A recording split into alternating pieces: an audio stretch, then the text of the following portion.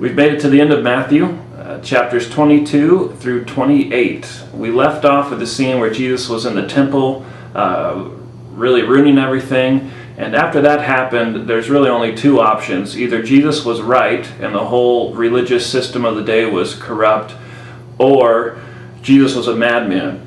And we're going to see the religious leaders come at Jesus in chapters 22 and 23 and try and trap him with their best questions.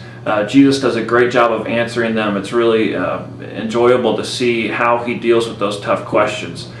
He ends up in chapter 23 rebuking them back, and Matthew clearly wants us to see that Jesus won this debate. In chapters 24 and 25, Jesus is going to talk about some confusing things, and let me try and get the scene set here.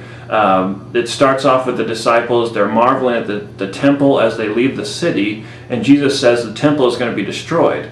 And they think that's going to be the end of everything, that the temple is going to be destroyed, wiped out at the end. And so Jesus has to teach them that no, that's not going to be the end. And so he has to talk about two different events. One, the temple was going to be destroyed. It was going to happen in their lifetime. It was going to be brutal and awful. And that came true at 70 AD, roughly 40 years later. The Romans came in and completely leveled the entire city of Jerusalem and threw all the stones down, actually, from the temple wall. And so it was an awful time. You can read about it in history, but that's one of the things that Jesus is going to be talking about in those chapters. The other thing is the actual end, where Jesus is going to return and there's going to be a new time in history, a new heavens and a new earth. And so Jesus is going to teach about that, and he's going to say about that no one knows when that's going to happen, that it's going to be sudden, it's going to be overall, it's going to be obvious, and there's going to be a judgment there. So he goes back and forth in these chapters talking about each one and kind of contrasting them. It's hard to understand, but hopefully if you keep those two things in mind, you can make some sense out of it. When we get to chapter 26 and through the rest of it, through to chapter 28, we really get to the heart of the story. What we've been building up to this whole time is that Jesus was going to be in Jerusalem and die. The whole scene gets set up here where the religious leaders in chapter 26 verse 5 say they want to kill Jesus but not during the feast. Well, too bad. It's going to happen during the feast, and the symbolism here is incredible. The disciples and Jesus are gathered for the Passover meal, so this lamb that they are eating would have been taken to the temple and killed there for the sins of the entire extended family, whoever was going to eat it. And so they're gathered, they're eating the lamb that was sacrificed for the forgiveness of their sin. Well, that same day, Jesus is going to be killed.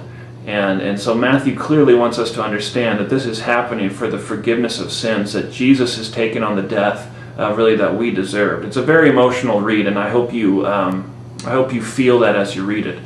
Let me make a comment on Matthew chapter 28, verse 17.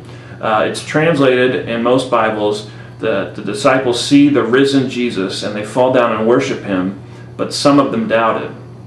I don't think that's a very good translation of the verse. It's hard to translate, but I don't think that's the best way to go about it. I think the best translation is actually the disciples see Jesus, they fall down and worship him, and they doubted.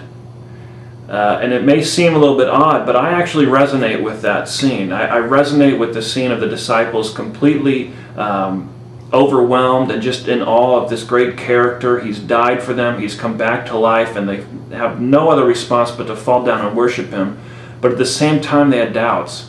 And if you're like me, if you're in that position too, where you have read the Gospel of Matthew now, you're in awe of this character of Jesus, you feel like you should worship him, that he was truly someone great, and yet you have questions. I want you to know that's okay. The disciples did too. And it's just part of faith, is having those doubts and worshiping at the same time.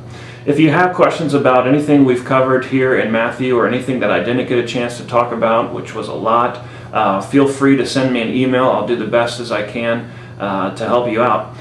Let me end just by ending the way that Matthew did, which was appropriately with the words and promise of Jesus to his disciples that he would be with them forever.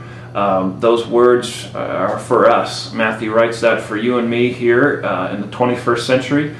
to let us know that even after all these years, Jesus is still with us. And I pray that He will be with us as we read